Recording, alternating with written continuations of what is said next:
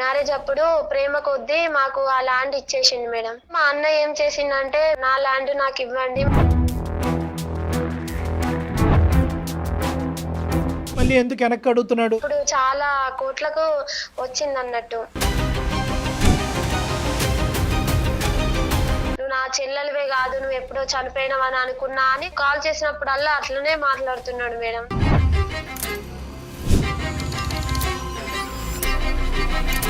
Hello అన్నయ్య, ఇప్పుడు ఎందుకు కాల్ చేసినావమ్మా?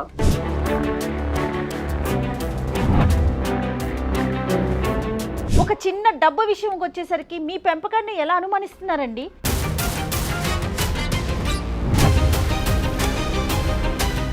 కనీసం ఆపరేషన్ హాస్పిటల్ వన్నాడని కనీసం చూసేందుకే దిక్కు లేదు. మీరు చూడటానికే రావట్లేదు అని అంటున్నారు, కానీ మీ ఆపరేషన్ జరగటానికి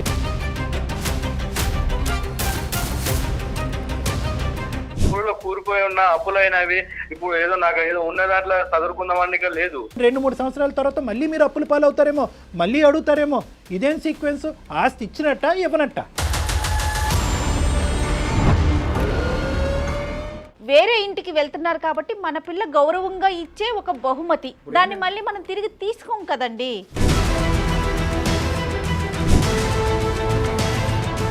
నువ్వు ఒక సైడ్ ఆలోచిస్తున్నావు అన్న, ఇంకో సైడ్ ఆలోచించట్లేదు. నువ్వు సైకోనైనా లేకపోతే ఇంకేమన్నా అయినా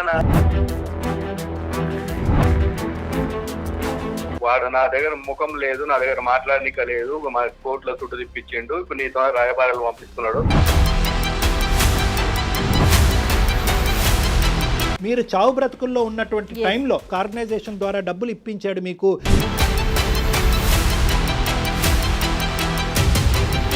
ఎంత గొప్ప పెద్దరికం అండి. అతను కూడా పట్టుదలకు పోయి ఉంటే కనుక ఈ రోజు మీరు మాతో మాట్లాడటానికి మీరు బతుకుండేవారా?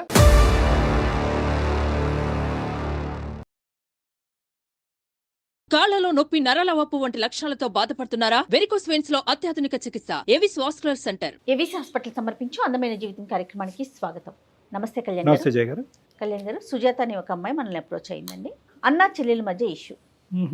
సాధారణంగా పెద్దలు అంటూ ఉంటారు, ఆనందంలో ఉన్నప్పుడు మాట ఇవ్వకూడదు, కోపంలో ఉన్నప్పుడు మాట జారకూడదని. ఇవి రెండూ కూడా వెనక్కి తీసుకోలేము. అలా జరిగిన ఒక ఇష్యూ అండి, ఇన్సిడెంట్ ఇది. అన్నా చెల్లెలకి అన్నా చెల్లెలు ఇక్కడ ప్రధానంగా. సో ఎలాంటి పరిస్థితులకు దారితీసింది, అందమైన జీవితం దాకా ఎందుకు వచ్చారు, ఒకసారి మనం సుజాత మాటల్లోనే వినేద్దామండి. ఒకసారి కాల్ చేస్తాను, చేయండి మేడం.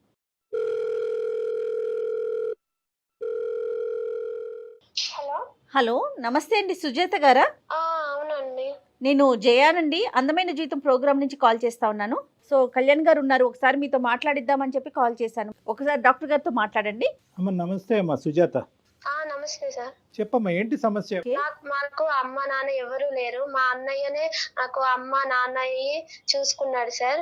వాళ్ళు అంటే మా అన్నయ్యకి ఒక ఫ్రెండ్ ఉండేది, చాలా స్నేహంగా చాలా బాగుండేది. ఊర్లో వాళ్ళు చూసి కూడా వాళ్ళ స్నేహాన్ని చూసి కుళ్ళుకునేది సార్.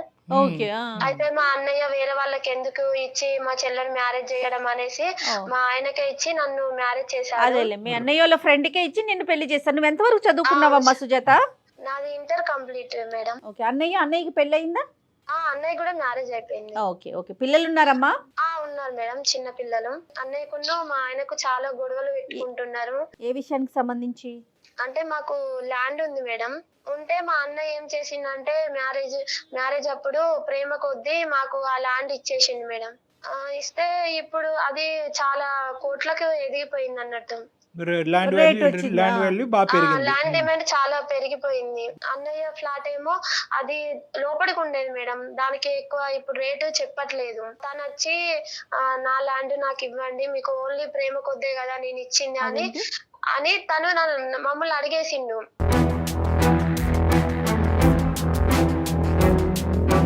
అది ఫ్లాట్ అంటే చాలా ఇష్టం మేడం, ఎందుకంటే మా అమ్మ నాన్నల సమాధి అందులోనే ఉంది. ఏదైనా ఇచ్చింది మళ్ళీ ఎందుకు వెనక్కి అడుగుతున్నాడు? రేట్లు ఎక్కువైనాయనా ఎందుకు అడుగుతున్నాడు? అంటే అన్నకు చాలా అప్పులైనాయి సార్. అప్పులైనవి. Okay okay. అప్పులయ్యి తీర్చుకుందాం అనేసి అడుగుతున్నాడు. లేదులే అది సాంప్రదాయం, అది పద్ధతి కూడా కాదులే అమ్మా. ఇచ్చిన అది బహుమతి నీకు గిఫ్ట్ కింద ఇచ్చింది. నీకు అదొక స్వీట్ మెమరీ కింద నీకు ఇచ్చినటువంటిది తల్లిదండ్రుల ఆస్తి. అది నీ జీవితాంతం నీతో పాటు ఉంటది. దీనికి ముందే నీ భర్తకి మీ బ్రదర్ కి గొడవలు ఉన్నాయా? లేదు సార్, చాలా స్నేహంగా ఉండేది వాళ్ళు. అతని స్నేహం చూసే నన్ను ఇచ్చి మ్యారేజ్ చేసిండు మా అన్నయ్య. ఇప్పుడు ఇది కోర్టు వరకు కూడా వెళ్ళిపోయింది అసలు. కోర్టు వరకు వెళ్ళటానికి ఏముందమ్మా, ఇంకా అది నీ మీద నీకు రాసిచ్చిందేగా. నీ ప్రశ్న ఏంటి, ఎందుకు మా వరకు వచ్చావు నువ్వు? మా అన్నయ్యను మా ఆయనను కలుపుతారని సార్. మీ అన్నయ్యని మీ ఆయన్ని కలపాలి. అప్పట్లాగా స్నేహంగా ఉండి అప్పట్లాగా మా ఇంటికి రావాలని సార్. ఫస్ట్ ఆఫ్ ఆల్ మీ ఇద్దరు కలవాలిగా. నీకు మీ అన్నయ్యకి మాటలు లేవు. మీ వారికి మీ అన్నయ్య మధ్యన జరిగేటటువంటి మాటలు అనేది కలపటం అనేది తర్వాత అంశం. అసలు నిన్ను క్షమించట్లే కదా మీ అన్నయ్య. ఇంతేనమ్మా, లేదంటే ఇంకేమైనా వేరే గొడవలు ఉన్నాయి? అంటున్నాడు, మేము పెట్టిన భిక్షతోటే బతుకుతున్నావు నువ్వు, అది మేము ఇచ్చిన దాంతోటే మీరు బతుకుతున్నారు ఇప్పుడు అని అనవసరమైన మాటలన్నీ అంటున్నాడు సార్. ఇప్పుడు అన్నయ్యకు కాల్ చేసినప్పుడు అలా నాకు కాల్ చేయకు, నువ్వు నా చెల్లెలివే కాదు, నువ్వు ఎప్పుడో చనిపోయినావని అనుకున్నా అని అట్లా నేను కాల్ చేసినప్పుడల్లా అట్లనే మాట్లాడుతున్నాడు మేడం. నాకు అయితే చాలా బాధగా అనిపించి ఏడ్చేసి కట్ చేసుకుంటున్నా మేడం ఫోను. తనకు మొన్ననే రీసెంట్ గా హార్ట్ స్ట్రోక్ వచ్చింది మేడం. ఎవరికి? మా అన్నయ్యకి.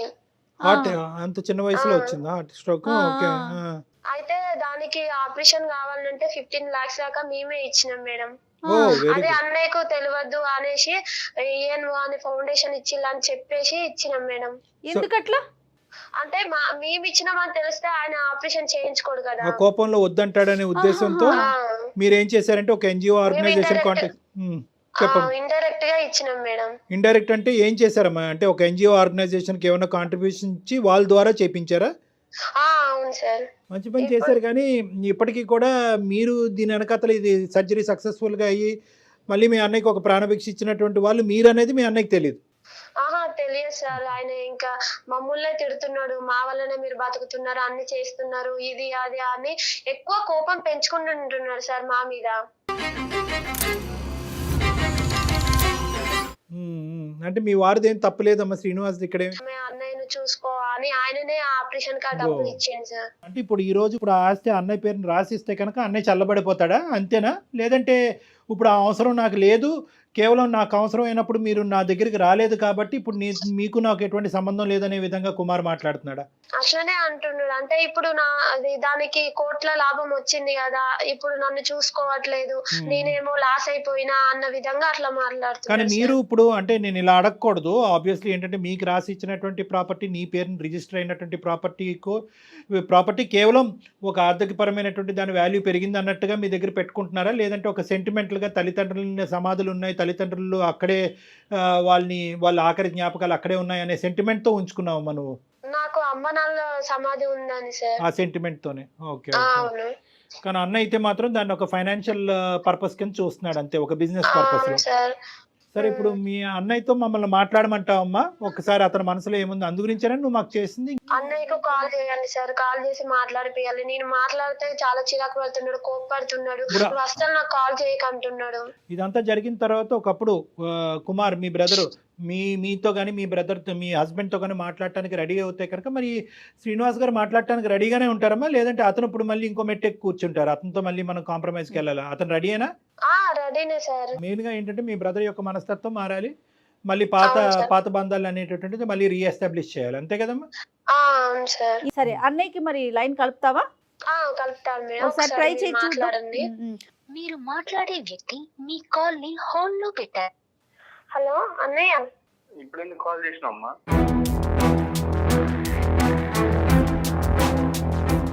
అన్నయ్య ఎందుకన్నా నాతో ఇంత కోపం పెట్టుకున్నారా? కోపం కాదు. ఇప్పుడు వాడు నా దగ్గర ముఖం లేదు, నా దగ్గర మాట్లాడనిక లేదు, మా కోర్టులో చుట్టూ తిప్పించిండు, ఇప్పుడు నీతో రాయబారాలు పంపిస్తున్నాడు. అవసరమా నాకు?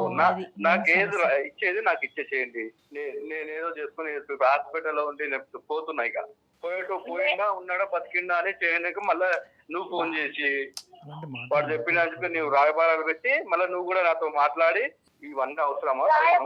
రాయబారం ఏం లేదన్నా, నీ మీద ప్రేమ నేను నాకు ఒక ప్రేమ అన్ని ప్రేమ లేదు దోమ లేదు, అన్ని ఉత్తుత్తవే. ఎంత స్నేహంగా మీరేదో సెటిల్ అయ్యిండ్రు లైఫ్ లో, కాదు మీరేదో లైఫ్ లో సెటిల్ అయ్యిండ్రు, మంచిగా హైఫైలో ఉన్నారు.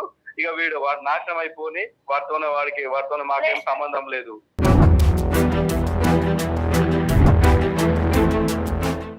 నువ్వు కావాలని వస్తాను కదా అన్న, నువ్వే మమ్మల్ని అర్థం చేసుకోలేవు. అంకిత జ్ఞానం ఉండాలి కనీసం. అయ్యో కుమార్ గారు నమస్తే అండి. నా పేరు జయ అండి. నేను అందమైన జీవితం ప్రోగ్రామ్ నుంచి మాట్లాడుతా ఉన్నాను. చెప్పండి. మరోలా భావించకండి కుమార్ గారు, ఏం లేదు. సుజాత మా దాకా వచ్చింది. మా అన్నయ్య మాతో మాట్లాడట్లేదు, నాకు మా అన్న కావాలి, ఇదివరకట్లాగా చూపించే ప్రేమ కావాలి అని చెప్పి మన సుమన్ టీవీ అందమైన జీవితం ప్రోగ్రామ్ దాకా వచ్చారు తను. దీంట్లో వేరే ఉద్దేశం ఏమీ లేదండి. నాతో పాటు డాక్టర్ కళ్యాణ్ గారు కూడా ఉన్నారు. ఒకసారి మాట్లాడండి కుమార్ గారు, మీ అనుమతి లేకుండా మేము మధ్యలో మాట్లాడతా కానీ ఇప్పుడు మధ్యలో ఎందుకు కనెక్ట్ చేసారు? అసలు మీరు ఎందుకు వచ్చారు మధ్యలో? అదే ఆ విషయానికి చెప్తున్నారు. కుమార్ గారు సారీ, నా పేరు డాక్టర్ కళ్యాణ్ చక్రవర్తి. మీ అన్న చెల్లెలు మాట్లాడుకుంటే మధ్యలో మేము ఎవరు పానకంలో పొడగలా అని మీరు అనుకుని ఉండొచ్చు. కానీ ఇక్కడ ఏంటంటే ఇప్పుడు ఆ అమ్మాయి బాధ ఇంకెక్కడ చెప్పుకోవాలి, ఎలా చెప్పుకోవాలి అనేటటువంటి ఉద్దేశంతో మా వరకు వచ్చిందండి. ఇక్కడ ఏంటంటే ఏమండి, పీత బాధలు పీతవి, సీత బాధలు సీతవి. బాధలు ఎంత ఉన్నాయి, ఎవరికి ఏ స్థాయిలో ఉన్నాయి అనేది మనం ఇప్పుడేదో బాధలు ప్రేమలో ఒలిగిపోతున్నాయి చూపిస్తున్నారు, అంతేగాని నేనున్న పరిస్థితుల్లో నాకున్న. డాక్టర్ గారు చెప్పేది వినండి అన్న. కుమార్ గారు ఒక్క నిమిషం, ఇక్కడ మీరు డ్రామా చేస్తున్నారు అని అనుకుంటే డ్రామాయే చేస్తున్నారు, ప్రేమలో ఒలకబోస్తున్నారు, ఇవన్నీ దొంగ నాటకాలు మీరు అనుకోండి. కానీ ఒక్క 2 నిమిషాలు నేను మాట్లాడిన తర్వాత మీరు మాట్లాడితే కానీ అప్పటికి మీకు తప్పు అనిపిస్తే తర్వాత మీ ఇష్టం. నేను ఒకటే అంటున్నాను, ప్రపంచంలో ఉండేటటువంటి అన్ని బంధాల్లో చాలా స్వీటెస్ట్ రిలేషన్షిప్ ఏదన్నా ఉంది అంటే ఒక అన్న చెల్లెలు. ఇప్పుడు ఈ అమ్మాయికి మీరు చాలా ఇష్టపూర్వకంగా, అంటే మీ చెల్లికి ఏదో పెద్ద గిఫ్ట్ ఇవ్వాలి అనేటటువంటి ఉద్దేశంతో ఎప్పుడో కాదు, ఎన్నో 10-15 సంవత్సరాల క్రితం కాదు, కేవలం 3 years బ్యాకే మీరు ఇచ్చారు, ఒక గిఫ్ట్ ఇచ్చారు. అప్పుడు మనస్ఫూర్తిగానే ఇచ్చారా, బలవంతంగా ఇచ్చారా? మనస్ఫూర్తిగానే ఇచ్చారు.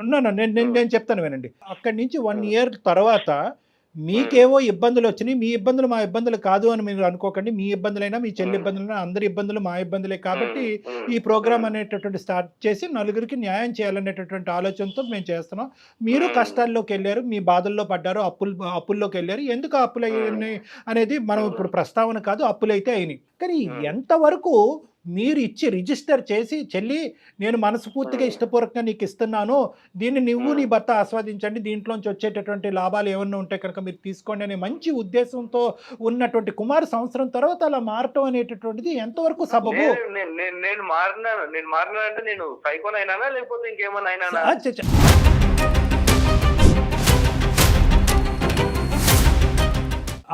అలాంటి మాటలు మేము వాడలేదండి, మీకు మీరుగా వాడుకుంటే అది వేరే విషయం. కానీ అది ఆ ఉద్దేశం కాదు. నేనేంటంటే 1 yearలో అంత ఇష్టంగా ఇచ్చినటువంటి ఒక మనిషి 1 year తర్వాత ఇలా మారవలసినటువంటి అవసరం ఏముంది అనేటటువంటిది మా యొక్క ఆలోచన గురించి మిమ్మల్ని వివరించమంటున్నాం. నేనున్న పరిస్థితిలో నాకు అప్పులలో కూరుపోయి ఉన్న అప్పులైనవి, ఇప్పుడు నాకు ఏదో ఉన్న దాంట్లో చదువుకున్నవాడిని లేదు. నేను ఏదైతే ప్రేమతో ఇచ్చినానో వాళ్ళు కూడా అదే ప్రేమ అనుకోవచ్చు కదా. కదండి, ఒక సాంప్రదాయంలో మనకున్న సాంప్రదాయంలో ఉంటే ఆడపిల్లకి ఇచ్చింది మనం తిరిగి తీసుకోం కదండి, అది పద్ధతి కదా. అది మీకు తెలియదా? మీరు ఇచ్చినప్పుడు మన ఆడపిల్లకి కానీ లేకపోతే తోబుట్టువులు కానీ ఇచ్చేది అది వాళ్ళ గౌరవార్థం. వేరే ఇంటికి వెళ్తున్నారు కాబట్టి మన పిల్ల గౌరవంగా ఇచ్చే ఒక బహుమతి, దాన్ని మనం కట్న రూపంలో చెప్పుకుంటాం లేదా బహుమతి అనుకుంటాం. ఒక తీపి గుర్తు, ఒక జ్ఞాపకం. మీ అవసరం మీ చేత ఈ విధంగా చేపిస్తాను నేను అనుకుంటున్నాను. అప్పుల బాధ తాళలేక, ఎక్కడ అడగాలో తెలియక, ఇప్పుడు ఉక్కిరి బిక్కిరి అవుతున్నటువంటి పరిస్థితుల్లో చెల్లే కదా, నేను ఎంతో ప్రేమగా ఇచ్చినటువంటి చెల్లి మళ్ళీ నేను చేయి చేస్తే మళ్ళీ నాకు తిరిగి ఇస్తుంది అనేటటువంటి ఉద్దేశంతో మీరు ఇస్తున్నారు. కానీ ఇక్కడ అది కాదు కదండి లెక్క. ఇప్పుడు మీకు ఉండేటటువంటి సమస్య మీకు ఎంత ఉందో, వాళ్ళకి ఇచ్చినటువంటి గిఫ్ట్ని వాళ్ళు అంత ఇదిగా ఆస్వాదిస్తున్నారు. అందులో ఏంటంటే మీ ఆడపిల్ల మీ ఇంట్లో మీరు అంటే మీ తల్లిదండ్రులు చిన్న వయసులోనే మీరు పోగొట్టుకున్నారు తల్లిదండ్రుల్ని. కానీ మీరు ఈ అమ్మాయికి సంబంధించినటువంటి అన్ని బాగోగులు దగ్గరుండి చూసుకుని ఎంతో ప్రీతిగా, ఎంతో ఆప్యాయతంగా మీరు అది ఆ అమ్మాయి చేతుల్లో పెట్టారు. దాంట్లో మీ తల్లిదండ్రుల యొక్క జ్ఞాపకాలు కూడా అందులో ఉన్నాయి. దాంతో ఏంటంటే దీనికి ఒక ఫైనాన్షియల్ వాల్యూ కంటే సెంటిమెంటల్ వాల్యూ ఆ అమ్మాయికి ఎక్కువైంది. అమ్మ నాన్న కూడా నాతోనే ఉన్నారు అనేది. పోనీ అదే సెంటిమెంట్తో మీరు అప్పుడు అమ్మ నాన్న సమాధులు ఇందులో ఉన్నాయి కాబట్టి ఆ జ్ఞాపకాలు నాతోనే ఉండాలి ఇంటికి పెద్దగా అని మీరు అనుంటే కనుక ఆ లెక్క వేరేగా ఉండేది. కానీ మీరు అలా అనలేదు, ఆ సెంటిమెంట్ అప్పుడు రాలేదు. కానీ ఇప్పుడు ఏంటి వచ్చిందంటే ఆ సెంటిమెంట్ గురించి కూడా మీరు ఇప్పుడు అడగట్లేదు. నా అవసరాలు తీరాలి కాబట్టి, నా అప్పు తీరాలి కాబట్టి ఇప్పుడు ఈ అని అడుగుతున్నారు. అవును, నేను ఇప్పుడు ఈ అని అడుగుతున్నా. వాళ్ళు ఉన్నారు, వాళ్ళు లేరు అనట్లేదు. వాళ్ళు ఎక్కడో ఉన్నారు, పైన ఉన్నారు, వాళ్ళ ఆశీర్వాదాలు ఉంటాయి. ఇప్పుడు నేనున్న పరిస్థితిలో వాళ్ళు లేరు కదా. చిన్నప్పటి నుంచి పెంచి పెద్దగా చేసి వాడు మీరు ఇష్టపడ్డారని చెప్పి వానికి ఇచ్చి పెళ్లి చేస్తే వాడు చూసేది ఇట్లా నా బామర్దిని. అన్నీ తెలిసినోడికి చెప్పచ్చు, ఏమీ తెలియనోడికి చెప్పచ్చు. కానీ మీరు ఏ ఉద్దేశంతో ఇచ్చారు అనేది మీకు తెలుసు. సంవత్సరం తర్వాత ఎందుకు అడుగుతున్నారు అనేది ఎవరికి అర్థం కావట్లేదు. కనీసం ఆపరేషన్ హాస్పిటల్ వన్నాడని కనీసం చూసేందుకు దిక్కులేదు. ఆ ఆపరేషన్ గురించి ఒక 2 నిమిషాలు మాట్లాడుకుందామా? మీరు చూడటానికే రావట్లేదు అని అంటున్నారు, కానీ మీ ఆపరేషన్ జరగటానికి ఈరోజు మీరు బ్రతికేలాగా ఉండి మాతో మాట్లాడటానికి మీ చెల్లే కారణం అంటే కనుక మీరేమంటారు? చెల్లె కారణం అయితే ఇప్పుడు ఫోన్ చేశాడు, మాట్లాడుతుంది అంతే. ఇక లేదు మా అన్నకి ఏదో అయిపోయింది, అమ్మ నువ్వే చెప్పమ్మా. పోయినా అని మా ఆయననే దగ్గరుండి నీకు ఆపరేషన్ కు పైసలు ఇచ్చి మరి ఆపరేషన్ చేయించింది. ఎలా జరిపించావని చెప్పమ్మా సుజాత. అతనికి వివరించకపోతే ఎలా? అదేగా నేను కూడా చెప్పేది. వాడే వచ్చినాడు, వాడే దగ్గరుండి నాకు దగ్గరుండి బామర్ది అని ఆపరేషన్ చేపించి డబ్బులు ఇచ్చిపోయిండు. వాడు కాదు నాకు చెప్పించింది. కానీ అతను చేసిన సహాయం గురించి వినండి. మీరు పట్టుకున్నదే పట్టుకుంటున్నారు, ఒకసారి వినండి. మా తల్లి వివరంగా చెప్పలేకపోతుంది. వాస్తవానికి ఏంటంటే కనుక మీరు చావు బ్రతుకుల్లో ఉండేటటువంటి పరిస్థితుల్లో అప్పటికి అప్పులు పాలయ్యి మీరు భయంకరమైన పరిస్థితుల్లో ఉన్నప్పుడు మీకు సర్జరీకి దగ్గర 15 లక్షలు అవసరం అయినప్పుడు సుజాత, మీ శ్రీనివాస్ గారు, మీ బావగారు వాళ్ళిద్దరూ కలిపి ఏం చేశారంటే డైరెక్ట్గా మీకు డబ్బులు ఇవ్వకుండా ఒక ఎన్జిఓ ఆర్గనైజేషన్లో అది డిపాజిట్ చేసి వాళ్ళే మీకు డొనేట్ చేస్తున్నటువంటి విధంగా మీ కాంట్రిబ్యూషన్ మీరు ఏదైతే అర్జీ పెట్టుకున్నారో ఒక ఎన్జిఓ ఆర్గనైజేషన్కి నా బ్రతుకును కాపాడండి అని చెప్పి ఆ ఎన్జిఓ ఆర్గనైజేషన్ వాళ్ళు ఇచ్చినటువంటి అమౌంట్ కాదు. ఎందుకంటే మీ ఆర్థిక పరిస్థితుల్లో ఆ ఎన్జిఓ ఆర్గనైజేషన్ మీకు కాంట్రిబ్యూట్ చేయడానికి వాళ్ళకి అర్హత లేదు కాబట్టి వీళ్ళ డబ్బులే మధ్యస్తు వాళ్ళు తీసుకుని మీ హాస్పిటల్లో వాళ్ళు డిపాజిట్ చేసి మీకు సర్జరీ జరిపించేటటువంటి విధంగా వాళ్ళు పొందారు. వాళ్ళకి ఇప్పుడే ఫోన్ చేయడము, ఎన్ని సంవత్సరాల తర్వాత ఆపరేషన్ అయిన తర్వాత ఇదంతా నేను ఇట్లా చేపించిన మీకు ఇది నమ్మశక్యంగా అనిపించట్లేదు. కానీ అమ్మమ్మ విను ఏమండి, ఇదేదో సుజాత మాకు చెప్పటం, సుజాత ఆ చందమామ కథ మేము విన్న తర్వాత ఆ చందమామ కథ మీకు వినిపించడం కాదండి. మా ఎంక్వైరీస్ మేము వినండి కుమార్ గారు వింటం కూడా అలవాటు చేసుకోండి. సమస్యకి పరిష్కారం చెప్పడానికి ఇద్దరు పెద్దవాళ్ళు ఇక్కడ కూర్చున్నప్పుడు బేసిక్ మీరు ఆచరిస్తారా లేదా అనేది వేరే విషయం.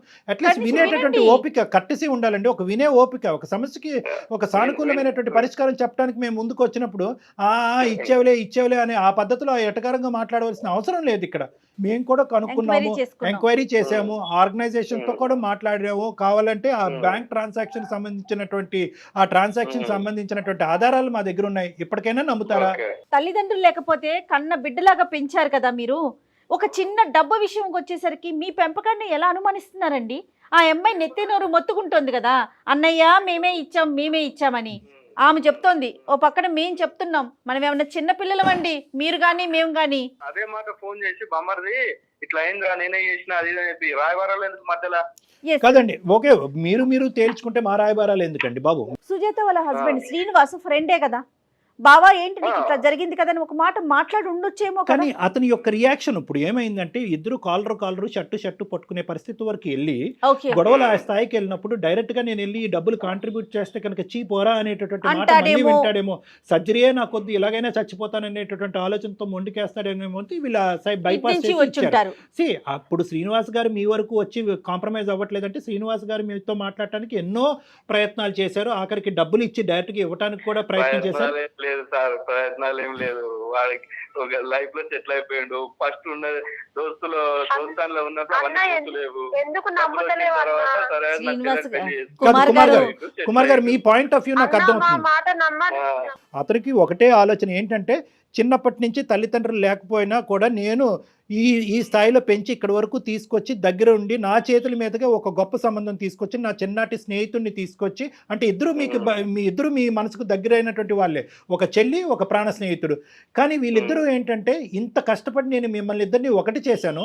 ఈరోజు మీరిద్దరూ ఒక టీం అయ్యి నా అవసరం వచ్చి నేను పేకల్లోతు ఊబిలో కూరుకుపోయినప్పుడు నేను ఇచ్చినటువంటి ప్రాపర్టీ అది అప్పుగానో లేదంటే ఇంకో పద్ధతిలో నాకు ఇవ్వండి అంటే కనుక ఆ టైం అప్పుడు మీరు నాకు సహాయపడలేదు, ఇదేనా స్నేహం అంటే ఇదేనా అన్న చెల్లెలు బంధం అంటే అనే విధంగా ఈ రోజు కుమార్ గారు మీరు మాట్లాడుతున్నారు. కానీ ఇక్కడ అక్కడ వరకు ఇక్కడ point నాకు చిన్న అర్థం. విషయం కళ్యాణ్ గారు, అవును ఆయన అవును అప్పుగా అనట్లేదు కదా కళ్యాణ్ గారు. వాట్ ఎవర్ ఇట్ ఇస్ ఇప్పుడు ఆయన ఏమంటున్నారు, నేను ప్రేమగా ఇచ్చాను, వాళ్ళు కూడా ప్రేమగా నాకు ఇవ్వచ్చు కదా నా కష్టంలో ఉన్నప్పుడు అని అడుగుతున్నారు. అప్పుగా అంటే ఆలోచించి ఉన్నప్పుడు అదే ప్రేమగా నాకు ఇవ్వచ్చు కదా. అదిగోండి, అదే point మాట్లాడుతున్నారు. చెప్పలేము కదా నేను. కానీ ఏంటంటే మీరు ఇక్కడ రెండు పోటీ, ఒకటి వర్సెస్ అవుతుందండి, ఏ వర్సెస్ బి అవుతుంది. ఏ అంటే ఏంటంటే కనుక ఇప్పుడు నేను చెప్పినటువంటి సీక్వెన్స్ అన్ని విధాలుగా మీ సంతోషాలు సుఖాలు చూసి మీరిద్దరు ఒకటవటానికి కారకుడైనటువంటి ఈ రోజు నేను ఏమీ లేనట్టుగా ఒక రసంలో కరేపాకులోనో లేదంటే పులిహోరలో కరేపాకులోనో తీసి పక్కన పడేసేటటువంటి విధంగా నన్ను మీరు ట్రీట్ చేస్తున్నారు అనేటటువంటి యాంగిల్లో వెళ్ళిపోతున్నారు. కానీ బి అనేటటువంటి యాంగిల్ మీరు చూడట్లేదు. ఏంటంటే కనుక ఒక స్త్రీధనం, ఒక స్త్రీ ఆస్తి మనం ఎంతో సంతోషంగా సంవత్సరం క్రితమే మీరు ఇచ్చినటువంటి మీరు